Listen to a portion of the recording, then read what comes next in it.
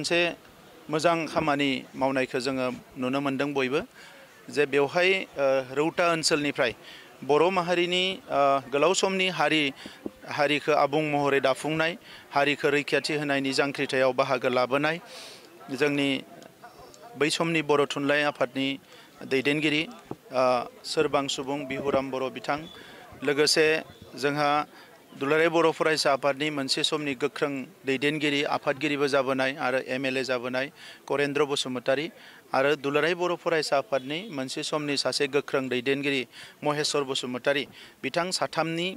मुसुखाखौ दिनै मोनसे पार्कआवनो गायसननानै दिनै बेखेवनाय जादों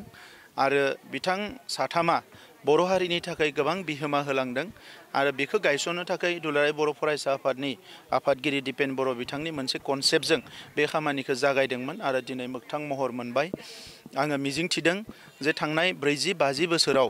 बर' हारिनि थांनाय थैनायखौ लानानै जेसेबां संग्राम जाबोदों बेखौ लानानै जाय बिथांमोना बिहोमा होनाय साफ्रोमबो जोंनि दैदेनगिरिखौ जों फोथांनानै लाखिनांगोन बिथांमोनखौ जों अरायसम मान होनांगोन आरो बिनिनो मोनसे हाबाफारि दिनै जों मावफुंनो हानानै गोजोननाय मोनदों।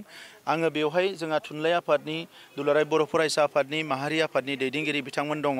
आं बिथांमोनखौ खावलायदों जे बिथां साथामनिबो जिउ खौरांनि मोनसे आबुं जारिमिन लिरनानै बरननांगौ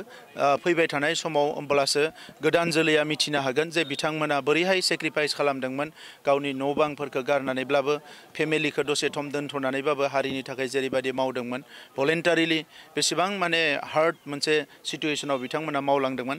बे बाथ्राफोरा हारिनि गोदान जोलैनि थुलुंगा जानानै थागोन। दा नंखायनो बिथांमोननि आबुं जारिमिन लिरनायनि थाखाय दिनै बिथांमोनखौ खावलायदों। लोगोसे नैबे पार्कआ